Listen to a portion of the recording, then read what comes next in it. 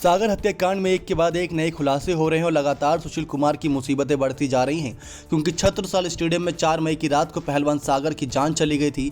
इसमें गिरफ्तार ओलंपियन पहलवान सुशील को पुलिस ने शनिवार को हेड गेवार हॉस्पिटल में मेडिकल करवाने के बाद ही कोर्ट में पेश किया क्योंकि कोरोना काल में दोस्तों जानते ही हैं कितनी मुसीबतें बढ़ी हुई हैं। ऐसे में अदालत ने सुशील की 4 दिन की पुलिस रिमांड बढ़ा दी है।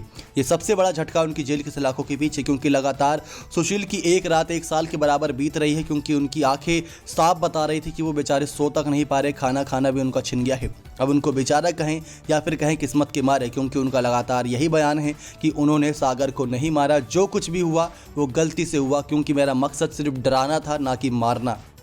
आपको बता दें किस प्रकार से इससे पूर्व अपराध शाखा की टीम मामले के मुख्य आरोपी सुशील कुमार और अजय बकरवाला को जांच के लिए पंजाब के भटिंडा और झज्जर के असौदा गांव भी लेके गई थी। पुलिस सूत्रों का कहना है कि फरारी के दौरान सुशील ने 5 दिन भटिंडा में एक हनुमान अखाड़े में बिताए थे। जांच कर रहे अधिकारियों का कहना है कि झगड़े की पटकथा को मार्च माह में ही लिख दिया गया था, यानी कि आज से 2 महीने पहले। इस पूरी वारदात में अजय बकरवाला और सोनू महाल का नाम सामने आ रहा है, यानी कि सुशील तो सिर्फ एक मुख्य नाम होने की वजह से उसमें फंसे हैं, लेकिन असली कातिल कह सकते हैं पूरा मास्टरमाइंड अजय बकरवाला ही।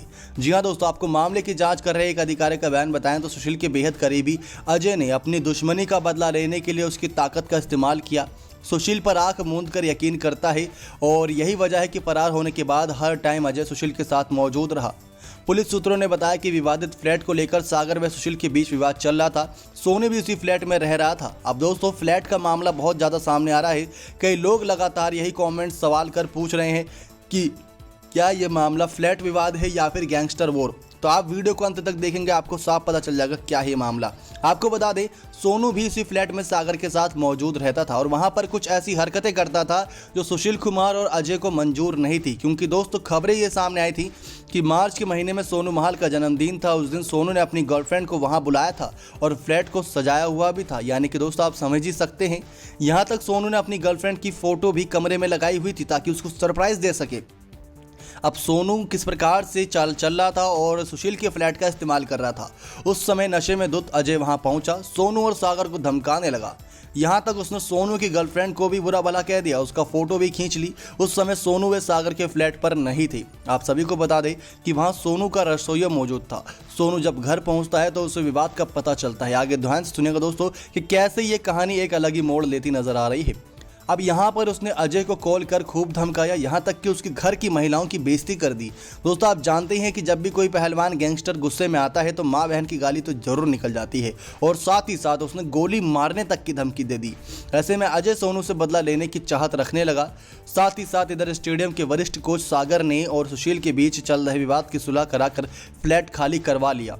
लेकिन अजय सोनू से हर हाल में बदला लेने की चाहत रखने लगा। अजय सुशील का कान भरने लगा। दोस्तों ये बहुत सारी खबरें सूत्रों के मुताबिक सामने आई है। वह सुशील से कहता था कि सागर दूसरे पहलवानों के सामने उसे गोली मार देता, लेकिन ऐसे में वहीं सोनू भी काला जठेड़ी की धमकी देकर उसे मारने की धमकी देता है। काला जठेड़ी कुख्यात बदमाश है, 7 लाख का उस पर इनाम रखा गया है, तो उसकी डर से हर कोई खौफ खाता है। ऐसे में अजय कहता है कि स्टेडियम में पहलवानों के बीच सुशील की साख गिर रही है। 4 मई को अजय के कहने पर ही सुशील ने शाम के समय सभी पहलवानों की ब्रीफिंग ली और उनको खूब धमकाया। उसने सागर के दोस्त भगते को भी पीटा और उसका फ़ोन भी छीन लिया। सुशील ने अपने साथियों से रात को इकट्ठा होने के लिए कहा। इसके अलावा उसने असौदा गैंग के विजेंद्र उर्फ बिंदर से संपर्क कर असौदा से लड़के के लिए कहा, यानी कि लड़के मंगाए, पहलवान मंगाए या यूं कहें बदमाश मंगाए। अब बिंदर के कहने पर भूपेंद्र उर्फ भूपी, मोहित उर्फ बोलू, गुलाब उर्फ पहलवान, मंजीत उर्फ चुन्नीलाल, प्रवीण उर्फ चोटी, प्रिंस दलाल व अन्य युवक रात को स्टेडियम पहुंचे। प्रिंस दलाल दोस्तों ये नाम आप सभी को याद होगा क्योंकि इसी ने ही उस रात को सुशील कुमार की वो वीडियो बनाई थी जो उसने सुशील कुमार के कहने पर ही बनाई थी खबरों के मुताबिक। और खबरें ये सामने आई हैं कि ये अब सरकारी गवाह बनता नजर आ रहा है जो सुशील कुमार के खिलाफ ही 4-5 मई की रात को हुए पूरे कांड की गवाही देता नजर आएगा कोर्ट में। लेकिन आपको बता दें कि बाद में किस प्रकार से ये कहानी आगे बढ़ती चली गई। सोनू, अमित और सागर को स्टेडियम उठा ले आए। इसी के साथ बाद में सोनू, अमित और सागर को बुरी तरीके से पीटा। उनका कहना है कि उस समय ज़्यादातर पहलवान नशे की हालत में थे। अब दोस्तों यहाँ पर आप देखिएगा किस प्रकार से एक मोड़ आता है क्योंकि आपने ये लगातार सुना कि सुशील ये कह रहा है जेल की सलाखों के पीछे कि उसने सागर को नहीं मारा, उसका इरादा सागर की जान लेने का नहीं था। तो अगर सागर की जान सुशील कुमार ने नहीं ली तो किसने ली है? दोस्तों यहाँ पर सागर के हत्यारे खबरों के मुताबिक, सूत्रों के मुताबिक कोई और नहीं, वहाँ पर मौजूद 20-25 बदमाशों में से ही एक था जिसका इरादा सिर्फ और सिर्फ वहाँ पर मौजूद लड़कों को मारना था। यानी कि दोस्तों, जब किसी को अगर बुलाया गया है सिर्फ मारने के लिए, यानी कि पहलवानों को सिर्फ इसीलिए बुलाया था सुशील कुमार और अजय बकरवाला ने, ताकि इन लड़कों की जमकर पिटाई की जाए, तो वो तो सिर्फ पीटने के लिए आए थे। लेकिन यहाँ पर एक बड़ा ट्विस्ट ये आया कि ये सब इतनी नशे की हालत में थे, इतनी ज़्यादा नशे की हालत में थे कि इनको पता ही नहीं था उस रात क्या हो रहा है। क्योंकि अक्सर ज़्यादातर जितने भी अभी गिरफ्तार हुए हैं उनको सही सही बयान अगर पुलिस दर्ज करवा रही है और उनके बयानों को क्रॉस चेक किया जा रहा है जिससे ये पता लगाया जा सके कि उस रात क्या हुआ था, तो इनके बयानों में बहुत ज़्यादा डिफरेंस देखने को मिल रहा है। यहाँ तक कि सुशील कुमार के बयान में भी पुलिस संतुष्ट नहीं है। तो ऐसे में ये साफ पता चल रहा है कि उस रात जो कुछ भी हुआ नशे की हालत में कुछ ज़्यादा ही बड़ा कांड हो गया था। आप सभी को बताएं कि किस प्रकार से अब यहाँ पर ये खबर आई कि अजय ने सोनू को बहुत बुरी तरीके से पीटा। यहाँ पर अजय ने अपने सोनू से बदला ले लिया, दूसरी ओर सुशील ने सागर को पीटा जिससे उसकी जान चली गई। अब सुशील ने सागर को पीटा, लेकिन उसके साथियों ने सुशील को लगातार ये भी समझाने की कोशिश की कि बेचारा मर जाएगा, उसकी जान चली जाएगी, रहने दो, लेकिन सुशील ने सागर को पीटा। उसके बाद बाकी जितने भी लोग मौजूद थे, अब आप देख लीजिए दोस्तों कि अगर सामने 20 पहलवान मौजूद हो और इस तरफ सिर्फ 3 से 5 लड़के मौजूद हो तो पलड़ा साफ साफ 20 पहलवानों का भारी है। अगर एक पहलवान भी 2-3 लात घुसा मारेगा तो बेचारे की हालत ख़राब हो ही जाएगी, क्योंकि 100+ लात घुसे हो गए। तो ऐसे में दोस्तों इसी वजह से सागर, सोनू और अमित की हालत ख़राब होती चली गई। लेकिन किसी ने एक ब्लंट ऑब्जेक्ट की मदद से, जी हाँ दोस्तों ध्यान से सुनिएगा, एक ब्लंट ऑब्जेक्ट की मदद से सागर के सर पर मार दिया था, जिसकी वजह से गहरा घाव बन गया, खून ज़्यादा बह गया और उसको हॉस्पिटल ले जाया गया, लेकिन उस बेचारे की जान चली गई। अब आपको बताएं दोस्तों किस प्रकार से ये सारा मामला सामने आया, और ये पूरा कांड बताता है कि कैसे सुशील कुमार केस में क्या एक इरादा था और क्या हो गया।